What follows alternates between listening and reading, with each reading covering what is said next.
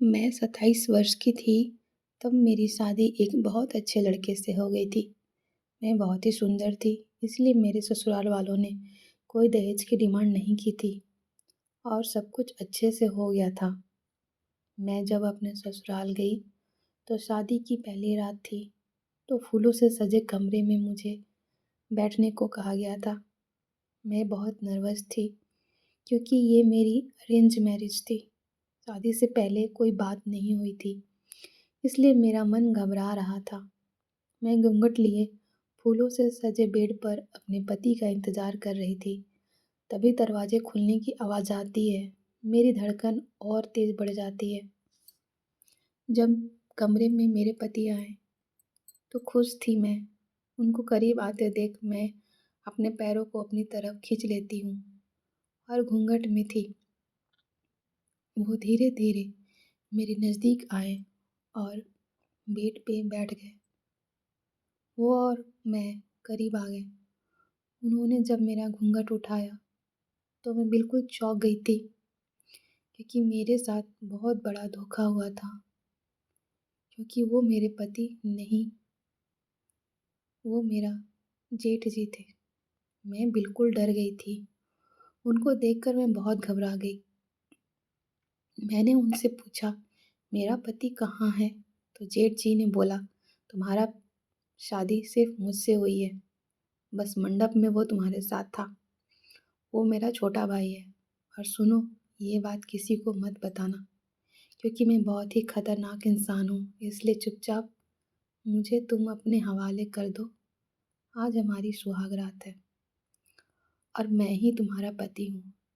ये सुनकर मेरे सारे सपने, सारी खुशी सब खत्म हो गई थी। एक ही झटके में मेरी दुनिया बर्बाद हो चुकी थी। मुझे कुछ भी समझ नहीं आ रहा था कि आखिर मेरे साथ इतना बड़ा धोखा क्यों किया गया है।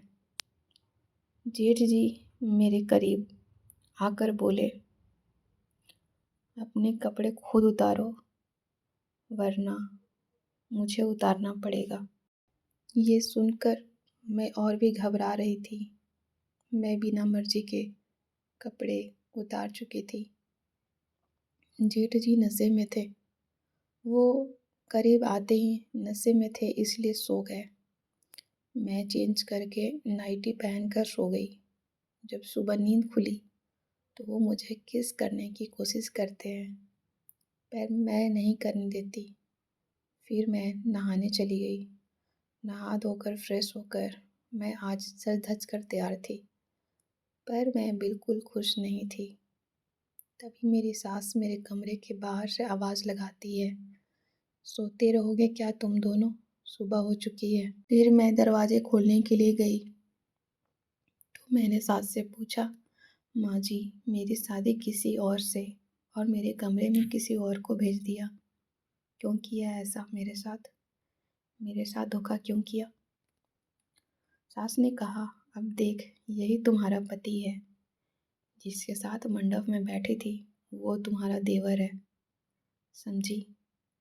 देख, तू जितना जल्दी इसे अपना पति बना लेगी, इतना ही जल्दी तुम्हारे लिए ठीक होगा। अब चल, सब पड़ोस वाले मुंह दिखाई के लिए इंतजार कर रहे। मैं अंदर ही अंदर घुट रही थी और किसी भी तरह से मैं इस रिश्ते से निकलना चाह रही थी। तभी मेरी नज़र पति पे गया, यानी मेरी शादी जिससे हुई थी। मैं मौका पाकर उसे अपने कमरे में ले गई। मैंने उससे पूछा, आखिर मेरी क्या गलती थी? अपने बड़े भाई के लिए मेरी ज़िंदगी बर्बाद कर दी। बोलो, बताओ, तुमने ऐसा क्यों किया? जवाब दो। उसने बोला, देखो, तुम्हारे साथ तो धोखा हुआ है, पर मेरे साथ भी धोखा हुआ है। प्लीज़ तुम किसी को कुछ नहीं बताओगी। मैं अपने बड़े भाई का नहीं, अपना नहीं, सौतेला भाई हूँ। मुझे ज़बरदस्ती इसमें शामिल किया गया। प्लीज़ मुझे माफ़ कर दो। ये लोग बहुत खतरनाक है, तुम बच के रहना। अब मैं समझ चुकी थी पर अपने बड़े बेटे को क्यों मुझसे शादी कराया, ये मुझे अभी भी मालूम नहीं था। अब मैं सब समझ चुकी थी, पर अपने बड़े बेटे को क्यों मुझसे शादी कराया गया, ये मुझे अभी भी नहीं मालूम था। ये बात मुझे मालूम करना था। एक रात जब मैं अपने कमरे में थी, तभी कुछ आवाज़ें आ रही थी। दूसरे कमरे से वो लोग बात कर रहे थे कि इस लड़की का क्या करना है। मेरे सास और ससुर और जेठ सबका ये प्लान था कि मुझे किसी शहर में 50 लाख में बेचना चाहते हैं और इसी की वजह से मुझसे शादी की गई थी, क्योंकि मेरे जेठ की शादी हो चुकी थी पर उसकी पत्नी भाग चुकी थी इनकी करतूतों की वजह से। इसलिए मेरे पति को मुझसे शादी कराई गई थी और मेरे जिस्म का फ़ायदा उठाकर फिर मुझे किसी और आदमी के हाथों पैसों की लालच में बेच देते।